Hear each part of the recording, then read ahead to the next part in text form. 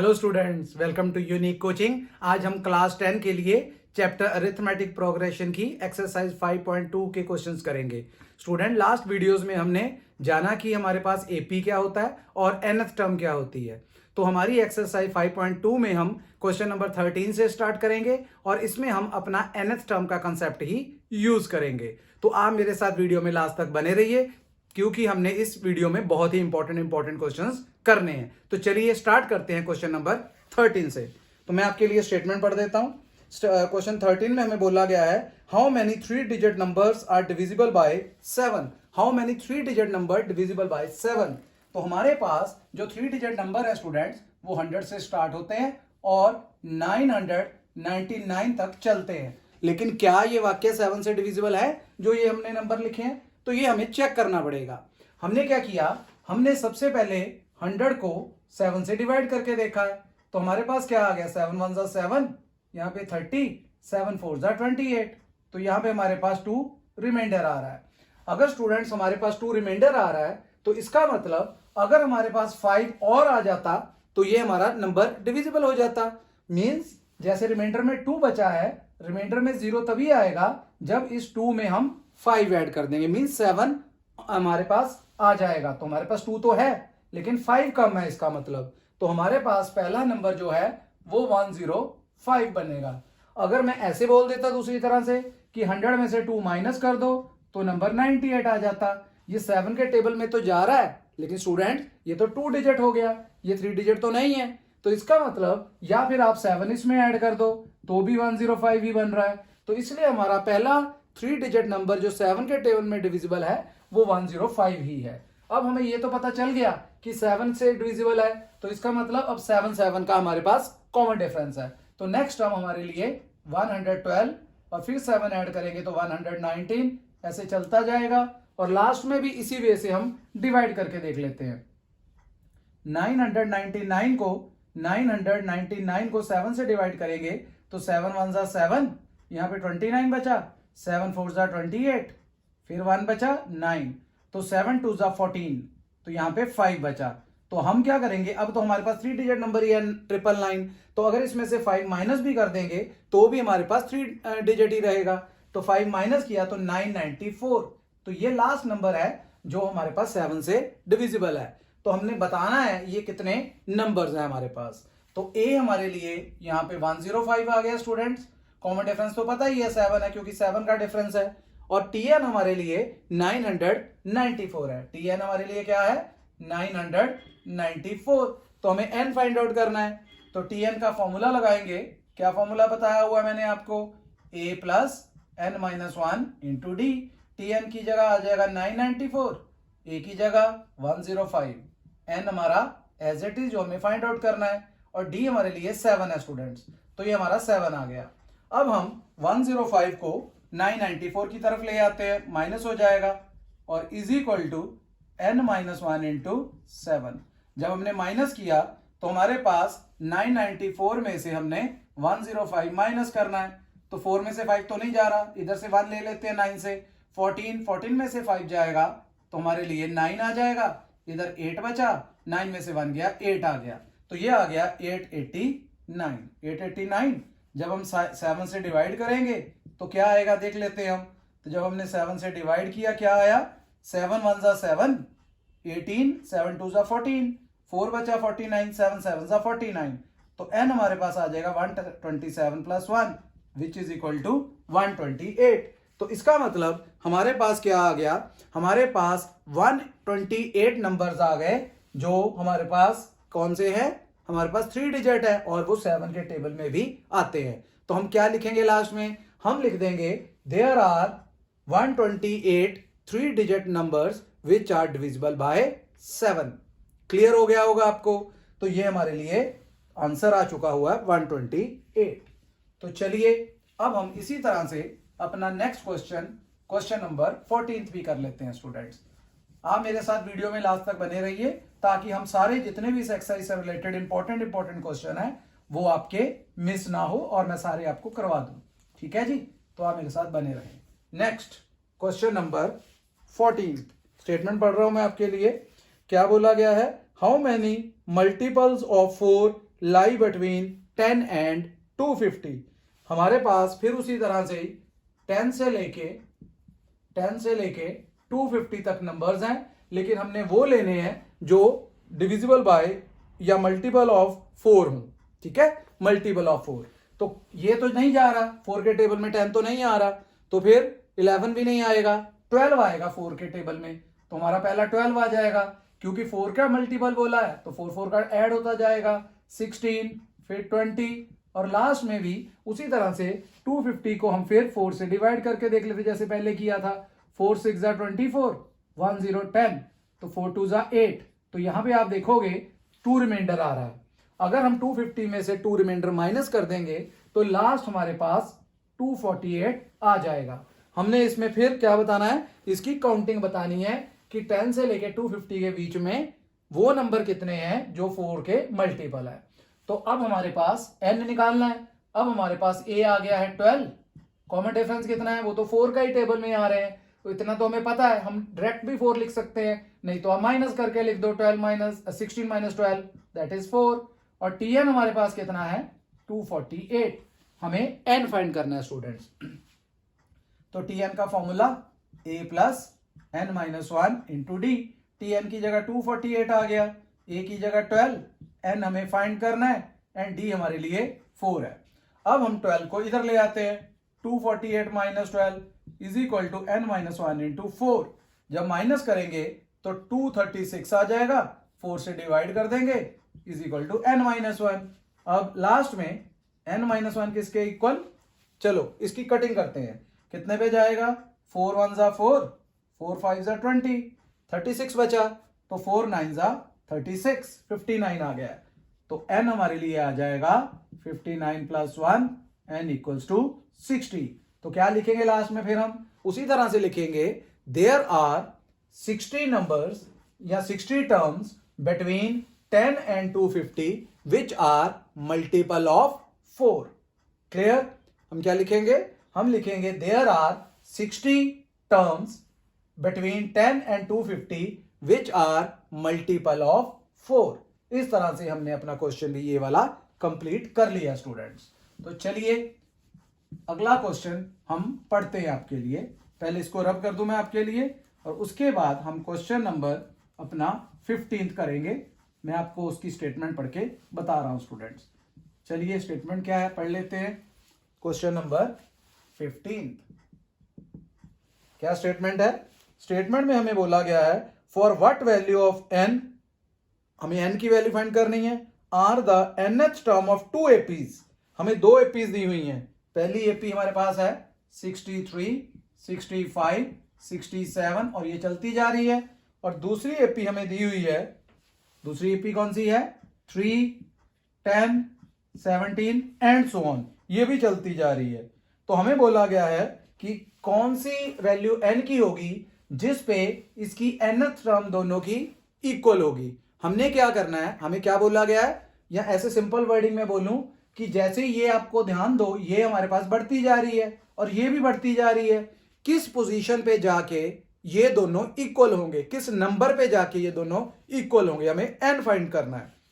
वो कैसे इक्वल हो सकते हैं आप बोलोगे, ये तो 63 से शुरू हो रहा है और ये 3 से शुरू हो रहा है। अगर हम स्टूडेंट ध्यान दें कि यहाँ पे सिर्फ 2 बढ़ रहे हैं, 2 स्टेप ले रहा है कोई, जैसे दो स्टूडेंट्स हैं, एक क्या कर रहा है, धीरे धीरे चल रहा है आराम आराम से, एक क्या कर रहा है, एक बहुत उछल कूद के भाग भाग के छलांगे लगाते जा रहा है। तो वो क्या करेगा, अगर वो पीछे से भी चलेगा छलांगे लगाने वाला, लेट भी चलेगा, तो वो जो धीरे चल रहा है उसको कवर कर लेगा। तो यहां पे भी ऐसे ही हो रहा है, यहाँ पे 2 स्टेप्स हैं और यहाँ पे 7 स्टेप्स हैं। तो इसका मतलब इसने इसको कहीं ना कहीं तो पकड़ ही लेना है। तो वहां पे हमने ये बताना है कि कौन से नंबर पे दोनों इक्वल होंगे, हमें n फाइंड करना है, और हमें बोला गया कि दोनों की nth टर्म इक्वल कर दो। चलो मैं दोनों की nth टर्म निकाल लेता हूं और फिर इक्वेट कर देता हूं। लाइन लगा दी आपके लिए। यहां पे a हमारे लिए आ गया 63 और common difference 65 minus 63 which is equal to 2। इधर हमारे पास a आ गया 3 एंड कॉमन डिफरेंस आ गया 10 माइनस 3 इज इक्वल टू 7। अब tn का फॉर्मूला लगाएं, tn is equal to a plus n minus 1 into D, general term 63 plus n नहीं पता हमें, यही तो निकालना है, d कितना है वो है 2, ये आ गया Tn नंबर 1। इसी तरह से इधर भी यही formula, Tn is equal to A कितना है 3, n नहीं पता हमें और d पता है हमें 7 नंबर 2। हमें क्वेश्चन में क्या गिवन है, हमें गिवन है कि दोनों की nth टर्म इक्वल है। इक्वल कर दो और किस नंबर पे है वो अभी हम निकाल लेंगे। तो जब इक्वेट करेंगे 63, इधर हमारे पास ब्रैकेट ओपन कर लेते हैं साथ ही 2n माइनस 2 और इस तरफ 3 प्लस 7n माइनस 7। तो 63 में से 2 जाएगा तो 61 प्लस 2n और इधर 7n 3 माइनस 7 माइनस 4 हो जाएगा। अब आप क्या करोगे, अब आप कांस्टेंट को एक तरफ कर लो, 61 ये इधर आके प्लस 4 हो गया, 7n और ये 2n राइट हैंड साइड में माइनस का हो गया। तो 7n में से 2n जाएगा, कितना बचा, ये हमारे लिए बचा है 5n और इधर आ गया 65 इंप्लाइज n कितना आ जाएगा 65/5 इज इक्वल टू 13। तो इसका मतलब ये हो गया कि ये दोनों एपीज जो हैं 13th पोजीशन पे जाके एक जैसी वैल्यू देंगी। क्लियर हो गया आपको, ये दोनों ही एपीज 13th पोजीशन पे एक जैसी वैल्यू देंगी। क्लियर, ये हमारे लिए क्वेश्चन नंबर 15 था स्टूडेंट्स, जो कि हमने कंप्लीट कर लिया है। इसी तरह से हमारे पास नेक्स्ट क्वेश्चन 16 आने वाला है, जो कि आपके लिए बहुत इंपॉर्टेंट है। जैसे मैंने शुरू में बताया था कि कुछ क्वेश्चंस ऐसे हैं जो आपके बोर्ड एग्जाम्स में अक्सर पूछे जाते हैं, तो उस तरह का क्वेश्चन ही हमारा क्वेश्चन नंबर 16 है स्टूडेंट्स। मैं आपको उसकी स्टेटमेंट पढ़ देता हूं। क्या बोला गया 16th में, determine the AP whose third term is 16। हमें एपी फाइंड आउट करनी है, मींस एपी की कुछ टर्म्स निकाल देंगे, first term, second term, third term. और मैंने शुरू में बोला भी था कि एपी क्या होती है, जैसे जनरल बात करते हैं ए, फिर ए प्लस डी, फिर A plus 2d and so on चलती जाती है, तो वो हमें फाइंड आउट करना है। हमें थर्ड टर्म दी हुई है 16, थर्ड टर्म 16 दी है। और क्या गिवन है हमें, और हमें ये गिवन है कि हमारे पास जो 7th टर्म है स्टूडेंट्स, जो 7th टर्म है exceeds the 5th term by 12। 7th term के पास क्या है, 12 ज्यादा है 5th टर्म से, 5th टर्म से 12 ज्यादा है 7th टर्म के पास। लेकिन जब भी हमने इक्वल करना है, हमने कम वाले में ऐड करना है, तो कम वाला कौन है, 5th टर्म है, तो उसमें हम 12 ऐड कर देंगे, तो इधर 12 आ जाएगा। एक जनरल एग्जांपल देता हूं, अगर मान लो आपकी एज 15 इयर्स है और आपके फादर की एज 40 इयर्स है, तो वो आपसे 25 इयर्स बड़े हैं। लेकिन जब इक्वल करेंगे दोनों को, तो आप में 25 ऐड करेंगे, तभी तो आप 40 बनोगे, 15 प्लस 25। अगर उनमें ऐड कर दिया 40 में, वो तो और बड़े हो जाएंगे, 55 हो जाएंगे उनकी एज। तो इसीलिए जो कम वाला है उसमें ऐड करना होता है। तो ये हमारे पास दो इक्वेशंस बन जाएंगी यहां से, और एलिमिनेशन मेथड लगा के हम सॉल्व कर लेंगे। तो चलिए सॉल्व करते हैं। पहले क्या लिखते हैं, फ्रॉम 1, यहां से T3 है, तो मैंने बताया रखा है आपको कि एक आपने कम कर देना है number, a plus 2d is equal to 16। तो ये हमारे लिए नंबर 3 हो गया। इसी तरह से वहां से भी हम निकाल लेते हैं। वहां से क्या आएगा, सेकंड में से फ्रॉम सेकंड, T7 का मतलब a प्लस 6d और T5 का मतलब a प्लस 4d प्लस 12 है हमारे लिए, प्लस 12। तो जब हम सब कुछ एक तरफ करते हैं, a प्लस 6d, a को इधर ले आए माइनस का, 4d भी ले आए माइनस का, इक्वल्स टू 12। ये माइनस है प्लस से cancel, 6d minus 4d, 2d equals to 12। तो d कितना आ जाएगा, 12/2 विच इज इक्वल टू 6 आ गया। तो यहां पे नंबर 3 में हम d की वैल्यू पुट करेंगे और वहां से a आ जाएगा। और मैंने बहुत बार बोला है, जब a एंड d दोनों आ जाते हैं, फिर AP की आप जितनी मर्जी टर्म्स निकाल लो। तो यहां पे d की वैल्यू पुट कर लेते हैं, कितनी आई थी, 6 आई थी, तो ये 16 हो गया। तो यहां पे a की वैल्यू आ गई 16 माइनस 12, ये उधर जाएगा ना राइट हैंड साइड में, माइनस हो जाएगा, तो 4, a की वैल्यू 4 आ चुकी है आपके पास। और यहाँ पे d की वैल्यू कितनी थी, 6 थी। अब AP लिखनी है, हम क्या लिखेंगे, हमारे लिए AP इज, जैसे मैंने बोला था, a plus d, a plus 2d and so on चलता जाएगा। a की जगह पे 4 आ गया और इधर 4 प्लस 6, आगे 4 plus 2 into 6 and so on चलता जाएगा। क्या बना, 4 बना, 10 बना, 6 2 12, 12 प्लस 4 16 एंड सो ऑन। तो ये हमारे लिए हमारी एपी बन चुकी हुई है, जो हमने निकाल ली यहां पे। क्लियर हो गया आपको ये भी। अब हम इसी तरह से अपना क्वेश्चन नंबर 17 करते हैं स्टूडेंट, ये भी आपके एग्जाम के लिए बहुत ज्यादा इंपॉर्टेंट है। तो चलिए इसको भी करते हैं हम 17th क्वेश्चन को। स्टूडेंट्स आगे भी मैंने बहुत बार बोला है कि आप मेरे साथ कॉपी पे साथ साथ क्वेश्चन कर लिया करो या फिर आप स्क्रीनशॉट जरूर लिया करो इनके, वो इसलिए ताकि आप बाद में इन क्वेश्चंस को अपनी कॉपी पे कर सको। ठीक है, तो चलिए क्वेश्चन हम करते हैं 17th। ये वही वाला क्वेश्चन है जिसमें हमने अपनी सीरीज को रिवर्स किया था। वो क्यों, मैंने आपको पहले भी समझाया था कि जब भी आपको बोले कि आपने अपने लास्ट में से कोई एपी निकालनी है, कोई टर्म निकालनी है, लास्ट में से, फ्रंट में से नहीं, लास्ट में से निकालनी है, तो हम अपनी एपी को ही रिवर्स कर लेंगे और बाद में जनरल टर्म से शुरू से ही वो वाली टर्म जो बोली गई है क्वेश्चन में वो फाइंड आउट कर लेंगे। जैसे हमें बोला जाए कि लास्ट में से आपने 20th टर्म निकालनी है, तो हम क्या करेंगे, अपने एपी को रिवर्स कर देंगे लेकिन शुरू से ही वो 20th टर्म निकाल लेंगे। ठीक, तो एपी हमारे लिए क्या है, एपी हमारे लिए है 3, 8, 13, ऐसे चलता जा रहा है और लास्ट हमें दिया हुआ है 253। आपको मैंने पहले भी बोला है कि जब आपने रिवर्स करनी है सीरीज, हमारे पास जो भी इधर डी आ रहा है रिवर्स करने पे उसका ऑपोजिट साइन वाला डी आ जाता है। जैसे यहां पे डी कितना आ रहा है, 8 - 3 5 आ रहा है, अगर हम रिवर्स करेंगे तो -5 हो जाएगा। अगर फिर भी आप चेक करना चाहते हो तो आप इससे पहले वाला नंबर टर्म जो है वो लिख लिया करो अपनी सीरीज में। वो क्या आएगा, देखिए जो पिछली है उससे 5 कम आ रहा है, मींस इससे 5 कम करेंगे तो इससे 5 माइनस किया तो हमारे लिए क्या बन जाएगा, ये तो एज इट इज आ जाएंगे ये वाले, और लास्ट में क्या आ जाएगा, यहाँ पे 253 लिखा था मैंने और इससे 5 कम करो 3 का, तो हमारे पास माइनस हुए 250, 2 और कम करो तो 248, तो 248 आ जाएंगे।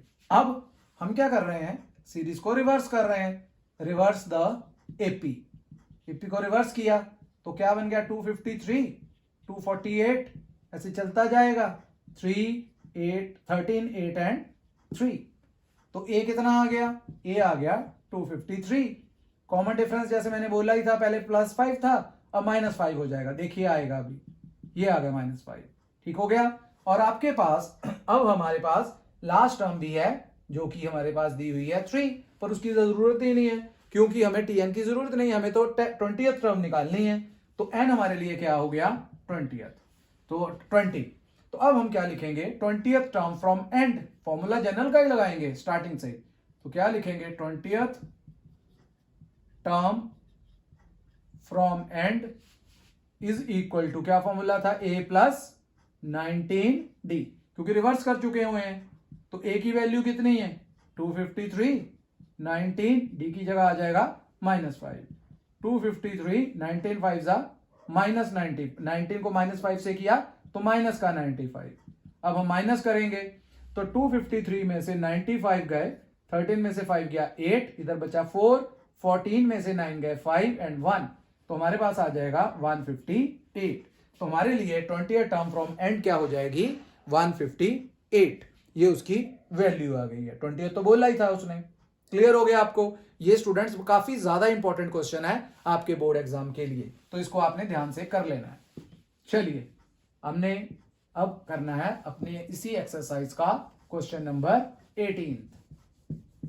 स्टेटमेंट पढ़ देता हूं अभी आपको 18th की भी, क्या है उसकी स्टेटमेंट, फिर उसके अकॉर्डिंगली हम फॉर्मूला लगा के उसको सॉल्व कर लेंगे।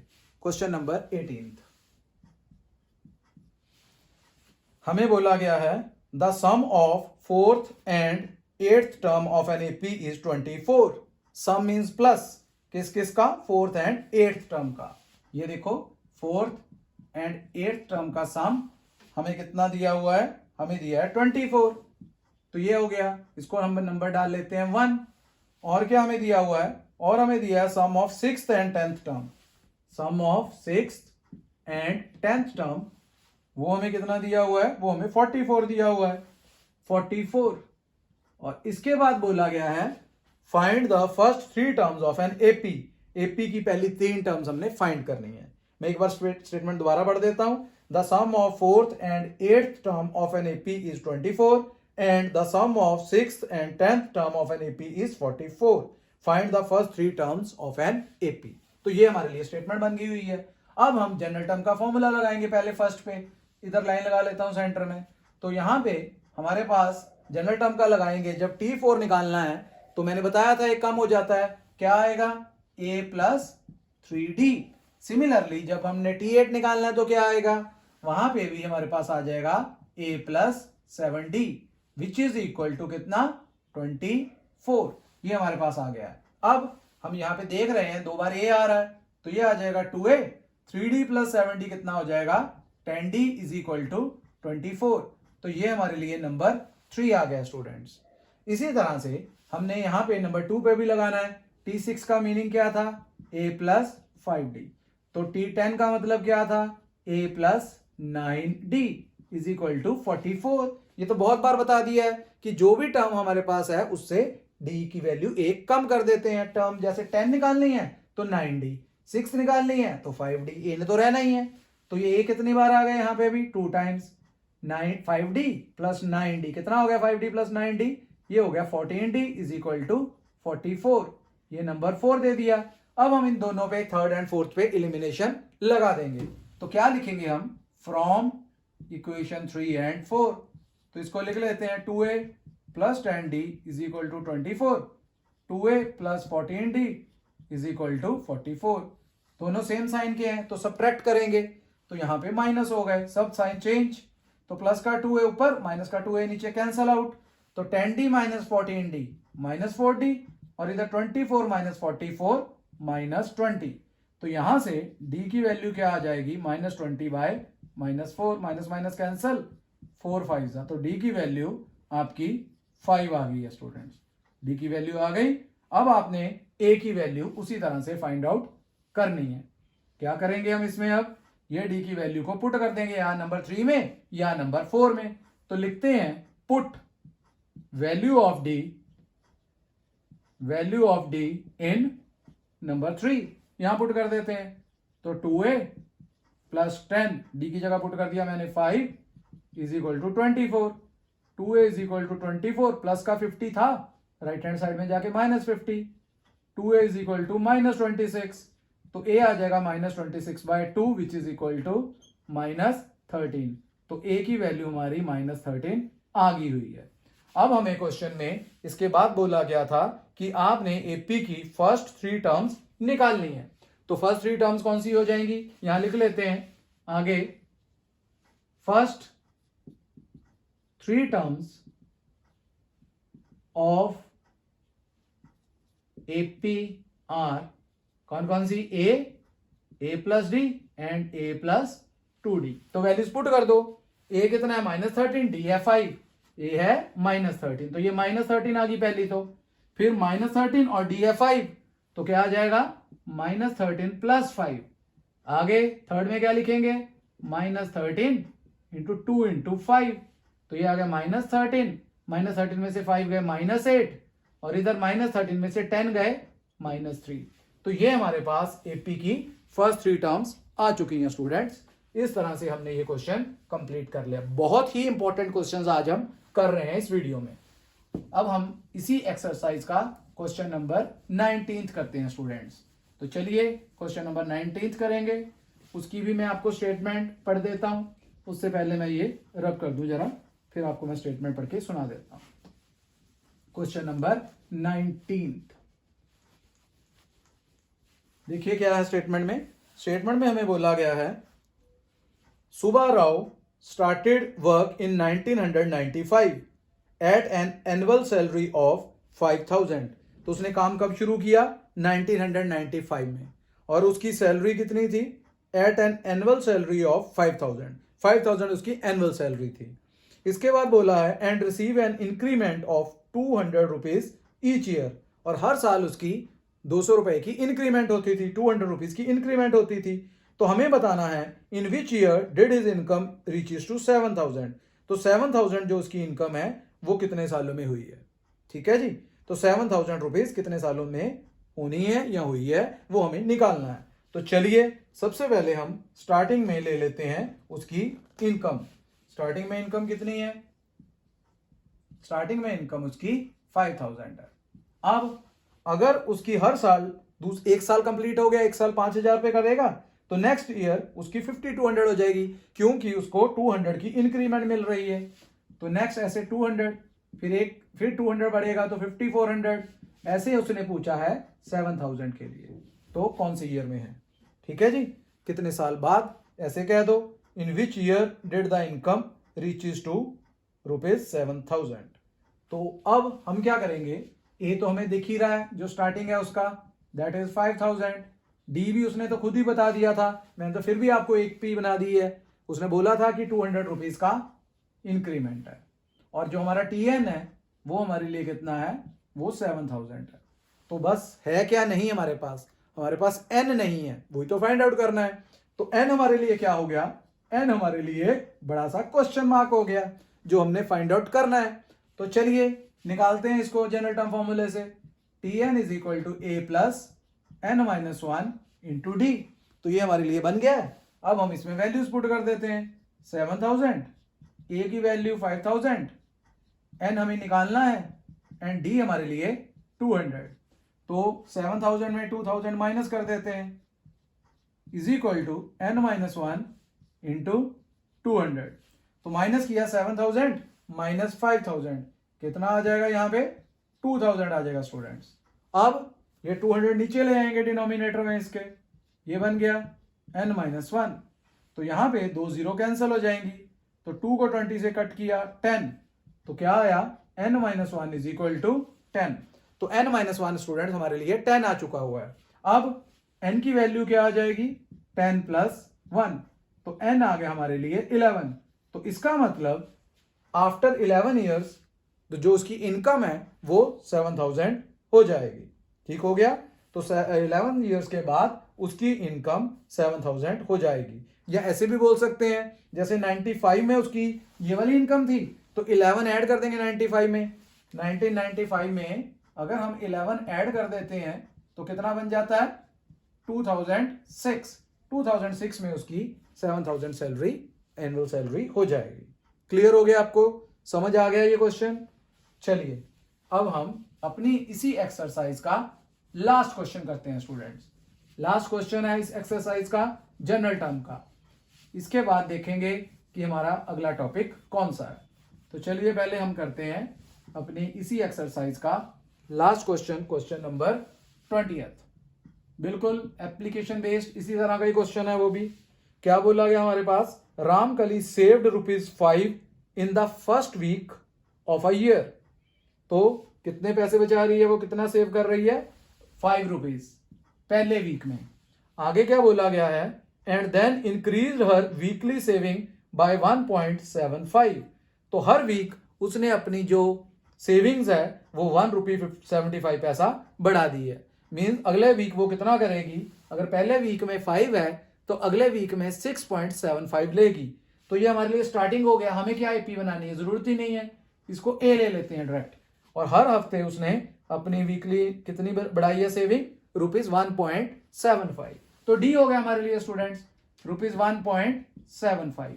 इसी तरह से उसने हमें बोला है कि if in the nth week जो हमें फाइंड करना है, हर वीकली सेविंग बिकम्स ₹20.75। तो ये जो 20.75 है ये हमारा टीएन हो गया स्टूडेंट्स। क्यों हो गया, क्योंकि उसने यही तो निकालना है कि ये कौन से वीक में जाके उसकी इतनी हुई है 20.75 सेविंग। क्लियर हो गया। फिर वही बात, एन हमें निकालना है, तो एन के आगे क्या लिखेंगे, एक बड़ा सा क्वेश्चन मार्क। ठीक हो गया। तो अब हम क्या करेंगे, जनरल टर्म का फॉर्मूला लगाएंगे, T N is equal to A plus N minus one into D.